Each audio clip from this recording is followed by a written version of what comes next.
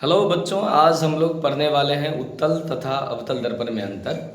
उत्तल दर्पण और अवतल दर्पण जो दोनों की गोलीय दर्पण के प्रकार हैं, दोनों के बीच विभिन्न प्रकार के कई प्रकार के अंतर पाए जाते हैं। दोनों एक दूसरे के समान नहीं होते हैं। आप सिर्फ शेप के साथ साथ आकृति के साथ साथ बाकी कई चीज़ों में इनमें अंतर पाया जाता है। आज हम लोग जानने वाले हैं उन्हीं उत्तल दर्पण और अवतल दर्पण में अंतर, यानी कि कॉन्वेक्स और कॉनकैव मिरर में अंतर जानने वाले हैं। उससे पहले हम लोग ये जानेंगे कि समतल दर्पण में प्रतिबिंब जो बनता है वो पार्श्व रूप से उल्टा बनता है, और ये किस प्रकार से उल्टा बनता है आज हम इसको पहले जानेंगे। जैसा कि आप जानते हैं, जब भी किसी वस्तु का प्रतिबिंब किसी समतल दर्पण में बनता है, यानी कि जब भी किसी वस्तु का प्रतिबिंब किसी समतल दर्पण में बनता है, तो समतल दर्पण में जो वस्तु का दायां भाग है वो प्रतिबिंब का बायां भाग नजर आता है, और जो वस्तु का बायां भाग है वो प्रतिबिंब का दायां भाग नजर आता है।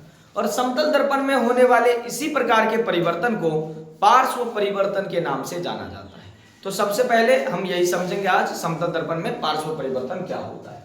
पार्श्व परिवर्तन यानी कि समतल दर्पण में जब किसी वस्तु का प्रतिबिंब बनता है तो वस्तु का जो बायां भाग है वो प्रतिबिंब का दायां भाग नजर आता है, और वस्तु का जो दायां भाग है वो प्रतिबिंब का बायां भाग नजर आता है। और समतल दर्पण में होने वाले इसी प्रकार के परिवर्तन को पार्श्व परिवर्तन कहा जाता है। अब हम आगे बढ़ते हैं। हम लोग बताएं कि आज हम लोग जानने वाले हैं अवतल और उत्तल में अंतर। मैनुअली 8, 9, 10 अंतरों को जानेंगे आज। सबसे पहला अंतर यह है कि उत्तल दर्पण और अवतल दर्पण दोनों में परावर्तक सतह अलग अलग तरीके से रहता है। दोनों के अलग अलग सतहों को रंगाया जाता है। तो परावर्तक सतह और उनके रंगे हुए सतह के आधार पर पहले अंतर देखते हैं। पहला अंतर ये कि उत्तल दर्पण का भीतरी सतह जो है वो रस्तित होता है, यानी कि रंगा हुआ होता है, और वहीं अवतल दर्पण का जो है वो बाहरी सतह रंगा हुआ होता है। यानी आप कह सकते हैं कि उत्तल दर्पण का ये भीतरी सतह रंगा हुआ है और अवतल दर्पण का ये बाहरी सतह रंगा हुआ है। यानी कि उत्तल दर्पण में जो परावर्तक सतह है ये ऊपर वाला भाग जो उभरा हुआ है, और अवतल दर्पण में जो परावर्तक सतह है ये नीचे वाला भाग, भीतर वाला भाग जो धंसा हुआ है। तो दूसरा अंतर यहीं से मिल गया। उत्तल दर्पण का परावर्तक सतह उभरा होता है और अवतल दर्पण का परावर्तक सतह धंसा हुआ है।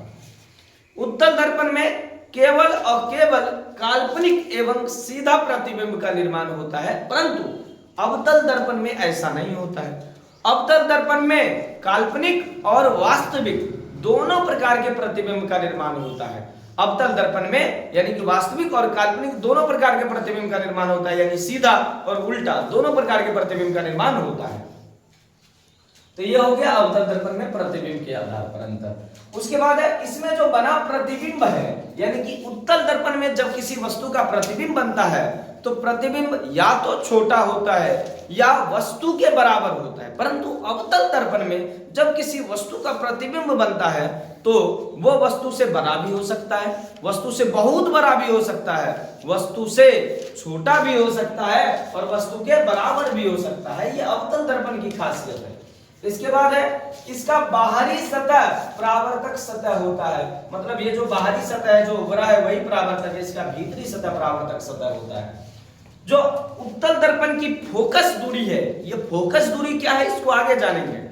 जो उत्तल दर्पण की फोकस दूरी है वो धनात्मक होती है, और जो अवतल दर्पण की फोकस दूरी है वो ऋणात्मक होती है। ये फोकस दूरी के आधार पर अंतर हो गया। इसके अलावा जो उत्तल दर्पण है ये प्रकाश की किरणों का अपसरण करती है, और जो अवतल दर्पण है ये प्रकाश की किरणों का अभिसरण करती है। तो इसलिए उत्तल दर्पण को अपसारी दर्पण कहा जाता है और अवतल दर्पण को अभिसारी दर्पण कहा जाता है। उत्तल को अपसारी दर्पण और अवतल को अभिसारी दर्पण कहा जाता है।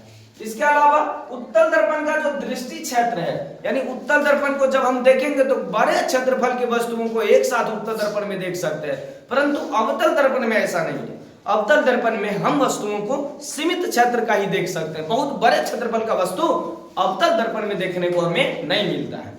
इसके बाद है उत्तल दर्पण के अलग अलग जगहों पर उपयोग होते हैं। उत्तल दर्पण का सबसे प्रमुख उपयोग है कि जितने भी गाड़ी हैं, वाहन है, उनके पश्च दृश्यक यानी कि साइड मिरर, पीछे देखने वाले दर्पण के रूप में इसका उपयोग किया जाता है। उत्तल दर्पण का उपयोग साइड मिरर यानी कि पश्च दृश्यक यानी कि पीछे देखने वाले दर्पण के पीछे कौन सी गाड़ी आ रही है, ठीक, उनको देखने के लिए इस्तेमाल किया जाता है उत्तल दर्पण का। इसके अलावा आप जगह जगह पर लैंप लाइट जो रहता है सड़कों के किनारे, एटीएम्स में हो गया, कई जगहों पर उत्तल दर्पण के उपयोग हो सकते हैं। दूसरा है अवतल दर्पण के उपयोग। तो अवतल दर्पण के उपयोग हजामत के लिए यानी कि दाढ़ी बनाने के लिए, दाढ़ी बाल बनाने के लिए इस्तेमाल करते हैं। इसके अलावा आंख, कान, दांत, नाक, इन सभी चीजों के जो डॉक्टर हैं, ये डॉक्टर इस्तेमाल करते हैं अवतल दर्पण को। इसके अलावा गाड़ियों के हेडलाइट में कई जगहों पर अवतल दर्पण का उपयोग किया जाता है। तो ये अलग अलग तरह से 8-9 अंतर हमने आपको बताया कि उत्तल और अवतल में ये क्या क्या अंतर है। आप अच्छे तरीके से समझ गए होंगे कि दोनों के बीच क्या अंतर है, दोनों का उपयोग क्या है, और ये पार्श्व परिवर्तन जो समतल दर्पण में होता है वो किस प्रकार से होता है।